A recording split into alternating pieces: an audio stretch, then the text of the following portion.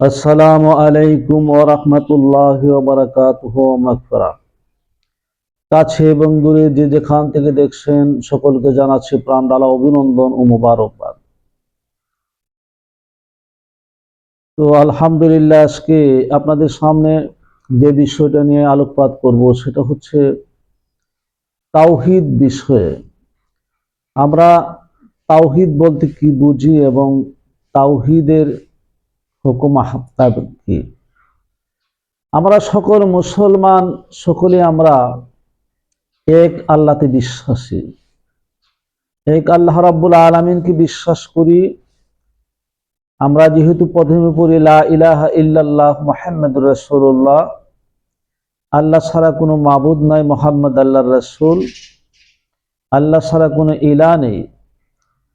তো এই কথার উপরে আল্লাহ ছাড়া কোনো ইলাহ নেই, আল্লাহ ছাড়া শক্তির অধিকারী কেহ নেই, আল্লাহকে একক এবং অদ্বিতীয় যে মনে করা, এটাকে তাওহীদ বলা হয়। যেহেতু তাওহীদ শব্দের অর্থই হচ্ছে, তাওহীদ শব্দটা ওয়াহেদ শব্দ থেকে আসছে, এর অর্থই একক করা বা অদ্বিতীয় ভাবা। তো আল্লাহ রাব্বুল আলামিন একক এবং অদ্বিতীয়, তার কোনো শরীক নেই।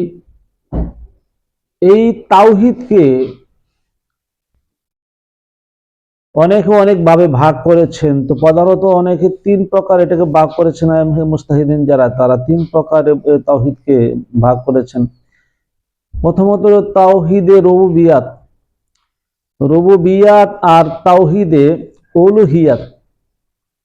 তিন নম্বর হচ্ছে তাওহীদে আসমা ও সিফাত। এই তিন ভাগে তাওহীদকে ভাগ করা হয়েছে।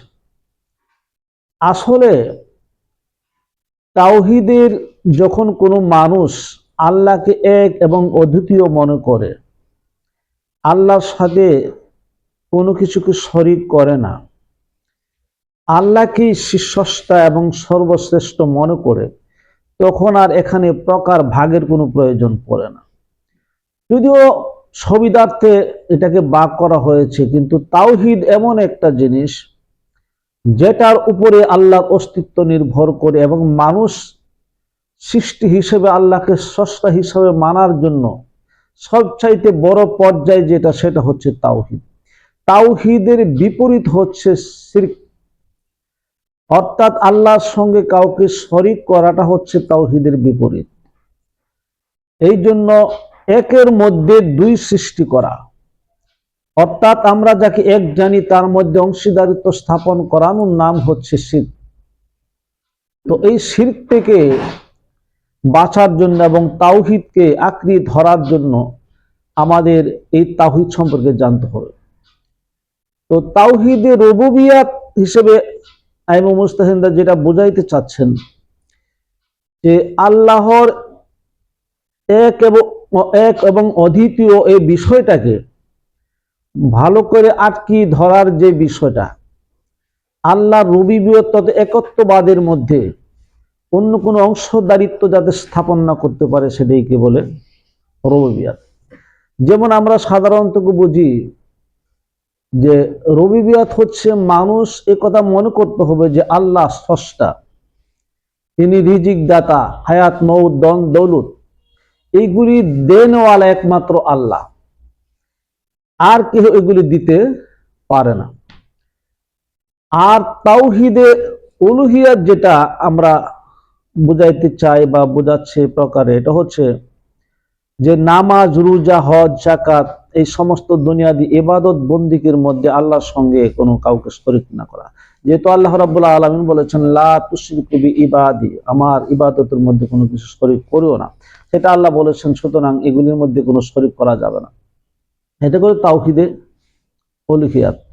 তো আসমা ও সিফাত, আল্লাহর ৯৯ নাম ছাড়াও আরো যত সিফাতি নামগুলো আছে আল্লাহর, ওই সমস্ত নামের সাথে, গুণের সাথে কাউকে শরীক না করা। যদিও প্রকারের মধ্যে এরকম কিছু বলা হয়েছে, অথচ আমরা বাস্তব যদি খেয়াল করে দেখি তাহলে দেখতেছি যে এই নামগুলিকে মানুষের নামের সাথে সম্পৃক্ত করে রাখা হচ্ছে, এবং এই আসমা ও সিফাতের গুণের অধিকারী মানুষের মধ্যে রয়েছে। যেমন আমরা মনে করি আল্লাহ হচ্ছেন গাফফার, দয়ালু, ক্ষমাশীল। আবার অনেকের মানুষকে আমরা বলে থাকি যে ভাই ওকে ক্ষমা করে দাও, ক্ষমা করে দাও। আবার আল্লাহ ছাড়া কারোর কাছে চাওয়া যাবে না। অনেকে বলি যে দয়া করে আমাকে কিছু দেন। তো মূলত আমরা যেটা বোঝাতে চাচ্ছি যে আল্লাহর সিফতের সাথে কাউকে শরিক না করা, শরিক কিন্তু হয়েই যাচ্ছে। কিন্তু আসল বিষয়টা যদি আমরা একটু বুঝাইতে চাই, বুঝি, তাহলে খেয়াল করবেন, আল্লাহর তাওহীদ একত্ববাদ স্বীকার করাটা যদি আপনি ভালো করে একটু বুঝতে চান, খেয়াল করবেন মৌলিক জিনিসের দিকে আমাদেরকে খেয়াল করতে হবে। শিরিক ওই জায়গাতে হয় যেই জায়গার মধ্যে মূলের মধ্যে যদি বেদাল সৃষ্টি করা হয়, মূলের মধ্যে যদি অংশীদার স্থাপন করানো হয়। আমরা জানি এই দুনিয়ার সবকিছু আল্লাহর সৃষ্টি, মানুষও আল্লাহর সৃষ্টি, পশু পাখি 18,000 মাখলুকাত আমরা বলে থাকি। 18,000 মাখলুকাতের প্রত্যেকটা সৃষ্টি জীব কিন্তু আল্লাহ রাব্বুল আলামিনের তাওহীদের মধ্যে আসে, একত্ববাদের মধ্যে আসে। যেমন গাছের দিকে যদি খেয়াল করি, গাছ কিন্তু তার মনের ইচ্ছা স্বাধীনতা নেই, সে পেট ভরে খাচ্ছে আর সে আল্লাহর ইচ্ছাতেই চলছে। এখানে আল্লাহর সাথে কাউকে শরীক করানোর মতন কোনো প্রচেষ্টা তার মধ্যে নেই।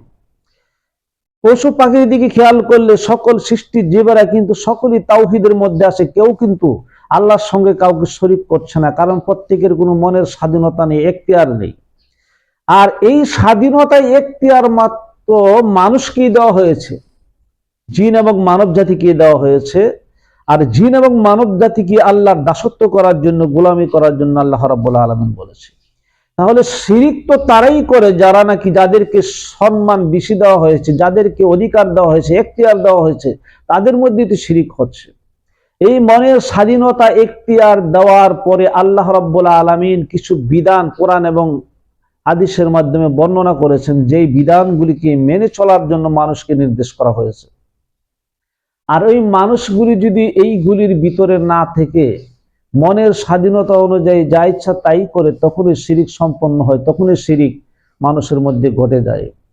তো আমাদেরকে খেয়াল করতে হবে তাওহীদ, আমাদের এই দেহটার দিকে যদি আমরা খেয়াল করি, আমাদের পুরা দেহটা কিন্তু তাওহীদের মধ্যে আছে।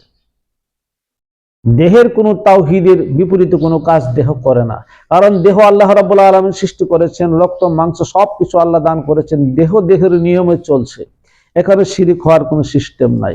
তো শিরিক একমাত্র হচ্ছে কোন জায়গায়, তাওহীদের বিপরীতমুখী যে কাজটা হচ্ছে, তাওহীদ লঙ্ঘন হচ্ছে কোন জায়গায়, এটাই হচ্ছে একমাত্র মানুষের সবচাইতে জানার বিষয়। এটা হচ্ছে মানুষের মন।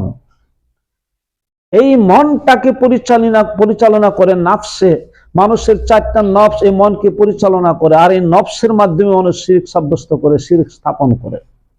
তো এই শিরিক গুলা কিভাবে মানুষের স্থাপন করে, যখন মানুষকে আল্লাহ স্বাধীনতা দিয়েছেন, এই স্বাধীনতা এবং শক্তি সামর্থ্য দিয়েছেন, প্রগাঢ় সম্মান দিয়েছেন, এই সম্মানের কারণে, শক্তির কারণে, সামর্থ্যের কারণে, অহংকার তাকাব্বুরের মাধ্যমে, মানুষের জ্ঞানের কারণে, অতিরঞ্জিত জ্ঞানের কারণে মানুষ শিরক সাব্যস্ত করে।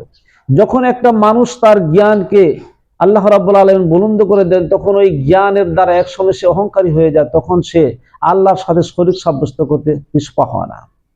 হ্যাঁ, তবে এই জ্ঞানের মধ্যে প্রজ্ঞাশীল জ্ঞান, প্রজ্ঞা যেটা আল্লাহ লুকমান হাকিমকে দান করেছিলেন, কোরআনের অসংখ্য জায়গার মধ্যে বলেছেন, নবীদেরকে দান করেছেন, আমার নবীকে দান করেছেন, মুসা নবীকে দান করেছেন, অসংখ্য নবীকে দান করেছেন। জ্ঞানের সাথে প্রজ্ঞা, সেটাকে বলা হয় হেকমা। ওই হেকমা বা প্রজ্ঞা, হেকমত যাদেরকে দান করা হয়েছে, তারা কখনো শিরিক করতে পারে না, কারণ তারা আল্লাহর একত্ববাদকে তারা অন্তরে দৃঢ়ভাবে ধারণ করতে পারে। এই জন্য দুনিয়ার অশাসক মন্ত্রণায় বিভিন্ন হাদিস পড়ে, কোরআন পড়ে, তার যথার্থ ব্যাখ্যা বিশ্লেষণ যদি মানুষ না বুঝতে পারে, তো মানুষের অজান্তেই মানুষ শিরিক করে ফেলে। আর ওই সমস্ত শিরিক করা যে কত বড় ভয়ঙ্কর ভয়াবহতা, সেটা সম্পর্কে মানুষ যদি জানতো, তাহলে কখনোই শিরিক সাব্যস্ত করতো না। এই জন্য শিরিক থেকে বাঁচতে হলে নাফসের পবিত্রতার প্রয়োজন আছে, খান্নাস মুক্ত নাফস করতে হবে। মানুষের মধ্যে যখন খান্নাস মুক্ত নাফস সৃষ্টি হবে, মানুষের অন্তর যখন শুদ্ধ পুত পবিত্র হবে, তখন এই নাফসের মধ্যে আল্লাহর শিরিকত আসবে না এবং সে তাওহীদের মধ্যেই থাকবে। সুতরাং আমাদেরকে চেষ্টা করতে হবে আল্লাহ রাব্বুল আলামিনের এই তাওহীদের মধ্যে থেকে আমাদের জীবনকে গঠন করা। এখন তাওহীদ বলতে ওই জিনিসটাকে বোঝানো হয়। আল্লাহ রাব্বুল আলামিন যেহেতু কোরআনের অসংখ্য জায়গায় বলেছেন, তোমরা শিরিক সাব্যস্ত করো না, তাগুতের অনুসরণ করো না, এই শিরিক গুলাকে চিহ্নিত করতে হবে। আমরা জানি সবাই যে আল্লাহ রাব্বুল আলামিন আমাদেরকে সৃষ্টি করেছেন, আল্লাহ স্রষ্টা, আর কেউ সৃষ্টি করার ক্ষমতা নাই, যোগ্যতা নাই। দুনিয়াতে যত সৃষ্টি হচ্ছে সব আল্লাহর ইশারাই হচ্ছে, আর দুনিয়াতে মানুষ যা করছে সব আল্লাহর ইশারাই করছে। আল্লাহর হুকুম ব্যতীত কেউ এক পা নড়ার ক্ষমতাও নেই। তবে এখানে যেহেতু মানুষের ইচ্ছাটাকে আল্লাহ রাব্বুল আলামিন তার উপরে স্থাপন করেছেন যে তোমাকে শক্তি সামর্থ্য দেওয়া হয়েছে, তোমার ইচ্ছা মতো তুমি কাজ করতে পারবে। যদি ওই কাজের মধ্যে আমার হুকুম আসে, তবে শক্তিটা তোমাকে দেওয়া হলো নির্দিষ্ট একটা সময়ের জন্য। এই সময়ের ভিতরে তুমি তোমার কাজগুলিকে সঠিক পথে পরিচালনা করো এবং অসৎ পথ থেকে তুমি বিরত থাকো, আর আমি আল্লাহর সঙ্গে কাউকে শরীক সাব্যস্ত করো না। এখন মানুষ যদি নিজের জ্ঞান দ্বারা, প্রজ্ঞার দ্বারা এই পথকে সে চিহ্নিত করতে না পারে এবং সঠিক পথে চলতে না পারে, তখনই সে পথভ্রষ্ট হয়ে যায়। আর এই পথভ্রষ্ট হওয়ার জন্য আল্লাহ রাব্বুল আলামিন তাকে কঠিন শাস্তির সম্মুখীন করবেন। আর আল্লাহ সূরাতুল ফাতিহা প্রথম সূরার মধ্যে কিন্তু এই কথা বলে গেছেন যে নিয়ামত প্রাপ্ত যারা আছে তাদের পথে আমাদেরকে চলতে হবে, অর্থাৎ আল্লাহর ওলিদের পথে চলতে হবে, নবীদের পথে চলতে হবে, যারা ফকির অলি দরবেশ তাদের পথে আমাদেরকে চলতে হবে। এই তাদের পথ অনুসরণ করে যদি আমরা চলতে পারি, তাহলে প্রত্যেকটা মানুষের জন্য পথভ্রষ্ট হওয়ার সম্ভাবনা নাই এবং আল্লাহর সঙ্গে শিরিক করারও সম্ভাবনা নাই। সুতরাং আল্লাহর এই শিরিক থেকে বেঁচে থাকার জন্য আমাদেরকে সবসময় সচেষ্ট থাকতে হবে।